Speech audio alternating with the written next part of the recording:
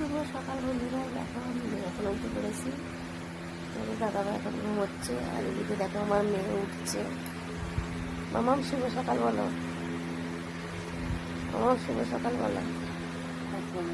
বলবো আমাকে কি বললে? বললো আমাকে উল্টে তাহলে বলবো। ও আচ্ছা, বন্ধুরা আগে আমার মেয়েকে শুভ সকাল বলো, তারপরে ও তোমাদের শুভ সকাল বলবে।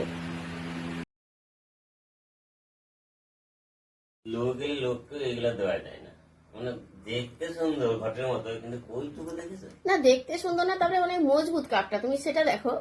কোয়ালিটিটা কিন্তু ভালো, মানে এই সব কাপের থেকে ওর কোয়ালিটিটা অনেক better.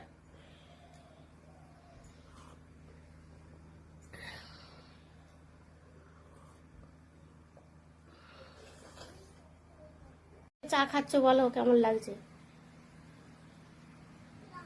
Very nice, thank you.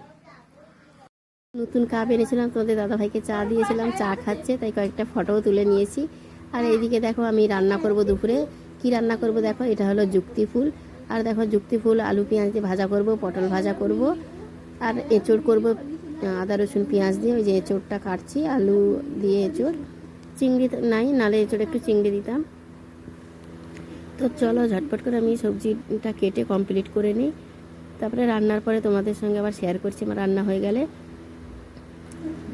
তো পটল ভাজা খেতে কিন্তু আমার মেয়ে খুব ভালোবাসে, আর এঁচড়ের তরকারি খেতে আমি খুব ভালোবাসি। আর এই যুক্তি ফুলটাই প্রথমবার আমি বাজার থেকে কিনে আনলাম, বাজারে খুব বিক্রি হচ্ছে, সবাই বলছে এটা খাওয়া নাকি এই গরমকালে খুবই উপকার শরীরের জন্য, তাই জন্য আমি এটা। শুভ দুপুর বন্ধুরা, দেখো এখন রান্না হয়ে গেছে, দিয়ে আমরা এখন খেতে বসেছি। এদিকে দেখো ভাত বেড়েছি। এইবার এখানে কি রান্না করেছি দেখো, এখানে পটল ভাজা করেছি, আর যুক্তি ফুল বাজার থেকে কিনে এনেছিলাম, সেটা আলু পেঁয়াজ দিয়ে ভাজা করেছি। এই যে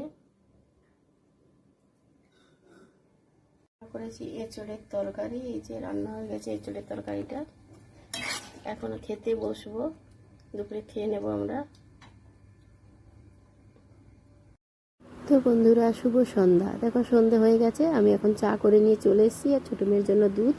আর দেখো লুচি ছিল, লুচি নিয়ে নিয়েছি, চা দিয়ে খাবো। আর চাউমিন ছোটো মেয়ের জন্য গরম করে দিলাম, ফ্রিজে রাখা ছিল। তো সন্ধ্যের টিফিনটা তো আজকে চাউমিন লুচি চা দিয়ে হয়ে গেল। তো সত্যি নতুন কাপে চা খেতে হেভি লাগছে। তো সবাইকে জানাই শুভ সন্ধ্যা, ভালো থেকো, সুস্থ থেকো, টাটা।